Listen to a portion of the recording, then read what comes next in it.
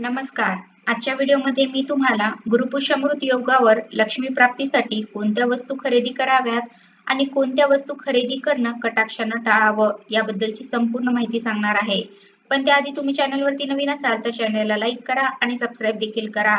कमेंटमध्ये श्री स्वामी समर्थ किंवा ओम महालक्ष्मी नमः लिहायला विसरू नका.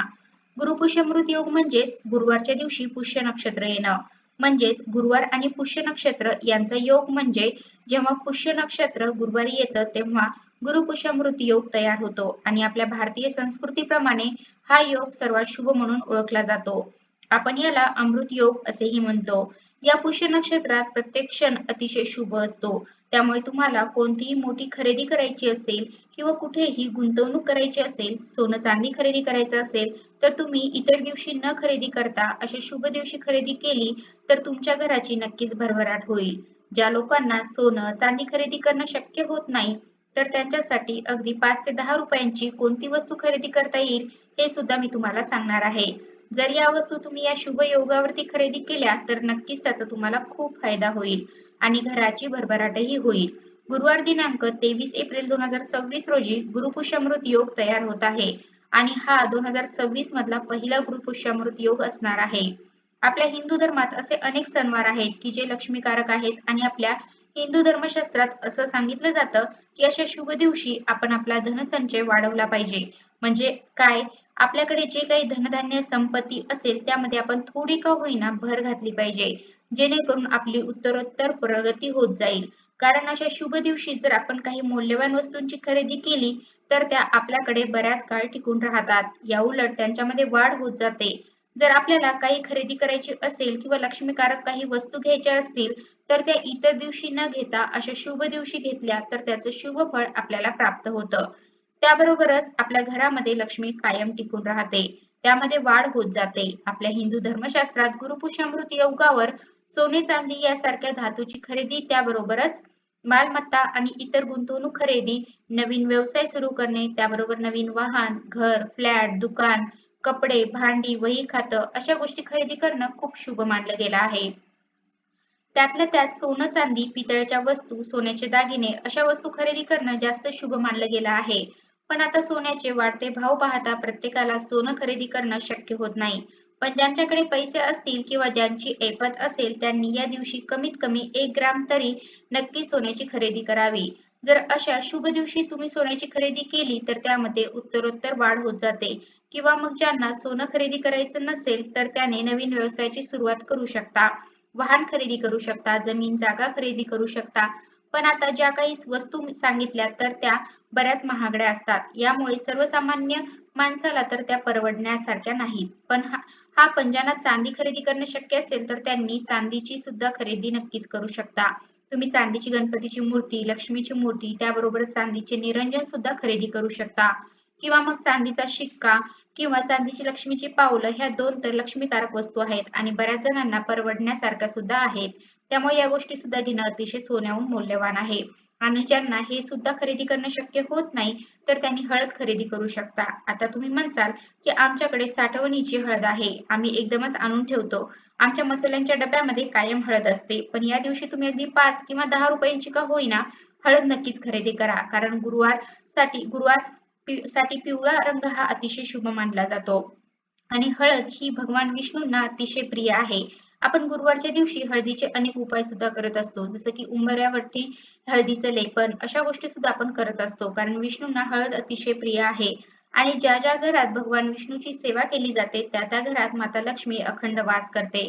कारण माता लक्ष्मीला भगवान विष्णूची सेवा अतिशय प्रिय आहे.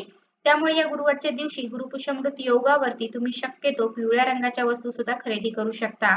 त्यातल्या त्यात स्वस्तात आणि मस्त हळद खरेदी करणं जास्त शुभकारक ठरू शकतं. त्यानंतर दुसरी वस्तू म्हणजे अख्खे धने. तर धने हे सुद्धा लक्ष्मीकारक आहे, हे आपल्या सर्वांनाच माहिती आहे. कारण दिवाळीच्या दिवसात जेव्हा लक्ष्मीपूजन आपण करतो तर त्या लक्ष्मीपूजनात आपण अख्खे धने आवर्जून ठेवत असतो आणि त्या दिवशी धन्याची पूजा करत असतो. कारण धने हे लक्ष्मीकारक मानले जातात आणि त्याबरोबरच आपल्याकडे जे काही धनधान्य आहे तर ते समजून आपण या धनाची पूजा या दिवशी करत असतो. त्यामुळे तुमच्या घरी जरी साठवणीचे धने असतील, मसाल्यांच्या डब्यामध्ये आधीपासूनच ठेवलेले असतील, तरी सुद्धा या दिवशी 10 रुपयाचे का होईना धने तुम्ही नक्कीच खरेदी करा. त्यानंतर तिसरी वस्तू म्हणजे चण्याची डाळ. गुरुपुष्यामृत योग असल्यावर तुम्ही सुख समृद्धी मिळवण्यासाठी चना डाळ खरेदी करू शकता. कारण ग्रहांची पूजा करताना चना डाळीचा उपयोग करतात. हे चणे तुम्ही पूजा कार्यात सुद्धा वापरू शकता. म्हणजे या दिवशी तुम्ही चण्याची डाळ खरेदी केली तर जेव्हा तुम्ही पुरणपोळीचा स्वयंपाक कधी देवासाठी बनवत असाल तेव्हा तुम्ही ही चण्याची डाळ वापरून पुरणपोळी बनवू शकता आणि त्याचा नैवेद्य देवीला दाखवू शकता. त्यानंतर पुढची वस्तू म्हणजे धार्मिक पुस्तके. गुरुपुष्यामृत योगावरती जर तुम्ही धार्मिक पुस्तकांची खरेदी केली तर याचा लाभ तुम्हाला जास्तीत जास्त होऊ शकतो. म्हणजे तुम्हाला कोणतेही देवाधर्माचं पुस्तक घ्यायचं असेल, नित्यसेवेचं पुस्तक घ्यायचं असेल, आरतीचं पुस्तक घ्यायचं असेल, असं कोणतंही देवाधर्माचं पुस्तक घ्यायचं असेल तर या शुभ योगावरती तुम्ही नक्कीच खरेदी करू शकता. कारण गुरुपुष्यामृत योगामध्ये देवगुरु बृहस्पतीचा प्रभाव अधिक असतो. अशा परिस्थितीत जर तुम्ही गुरुपुष्य योगामध्ये धार्मिक पुस्तके खरेदी केली तर याचा फायदा तुम्हाला नक्कीच होईल. आणि सर्वात महत्त्वाचं म्हणजे ज्यांना काहीच खरेदी करायचं नसेल किंवा काही खरेदी करणं शक्य होणार नसेल तर त्यांनी फक्त जास्तीत जास्त देवाच्या मंत्राचा जप करावा. कारण गुरुपुष्यामृत योगावर मंत्र साधना केली तर ती फलदायी होते, सिद्ध होते अशी लोकांची श्रद्धा आहे. त्याचबरोबर या योगावर केलेली गुरुसेवा, गुरुभक्तीचे फळ हे अमाप असते. म्हणूनच या दिवशी गुरुमंत्र, गुरुचे नामस्मरण व पारायण केल्यास ते भक्तांना अत्यंत लाभदायी ठरते. जर तुम्ही गुरूंकडून गुरुमंत्र घेतला असेल तर गुरुमंत्राचं नामस्मरण करा किंवा लक्ष्मीला प्रसन्न करण्यासाठी तुम्ही या दिवशी श्री सूक्तमचं पठण करू शकता. आणि यातलं तुम्हाला काहीच जमणार नसेल तर या दिवशी चांगली नीतिमत्ता ठेवून या दिवसापासूनच चांगलं राहण्याचा, चांगलं वागण्याचा, निर्व्यसनी राहण्याचा निश्चय करून आनंदी जीवन जगण्याचा निश्चय करून आपणच आपल्या जीवनाचे सोने नक्कीच बनवू शकतो. त्यामुळे आतापर्यंत मी तुम्हाला जे काही सांगितलं यापैकी तुम्हाला जमेल ती गोष्ट या दिवशी तुम्ही नक्की करा.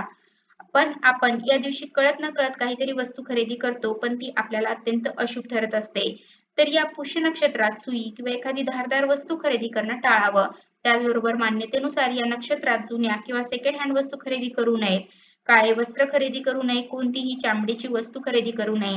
अशा गोष्टी खरेदी करणं शक्यतो या दिवशी टाळा आणि जास्तीत जास्त चांगल्या आणि लक्ष्मीकारक वस्तू खरेदी करण्याचा प्रयत्न केला तर याचा फायदा तुम्हाला नक्कीच होईल.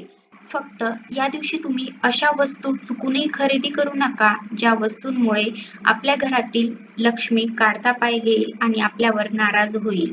त्यामुळे जास्तीत जास्त लक्ष्मीकारक किंवा लक्ष्मीला प्रिय असणाऱ्या वस्तू घेण्याचा प्रयत्न करा ज्यामुळे आपल्या घरामध्ये लक्ष्मी कायम वास्तव्य करेल आणि आपल्या घरामध्ये कायम टिकून राहील. या लक्ष्मीकारक वस्तूमुळेच आपल्या घरामध्ये कधीच कशाची कमतरता भासणार नाही. आपल्याला सदैव सगळ्या कामांमध्ये यश प्राप्त होईल. तर अशा प्रकारे आजच्या व्हिडिओमध्ये मी तुम्हाला कोणत्या गोष्टीची खरेदी करावी आणि कोणत्या गोष्टीची खरेदी करणं कटाक्षानं टाळावं गुरुपुष्यामृत योगावर याबद्दलची संपूर्ण माहिती सांगण्याचा प्रयत्न केला आहे. कसा वाटला तुम्हाला माझा आजचा व्हिडिओ कमेंट करून नक्की सांगा आणि कमेंटमध्ये श्री स्वामी समर्थ किंवा ओम महालक्ष्मी नमः लिहायला विसरू नका. धन्यवाद.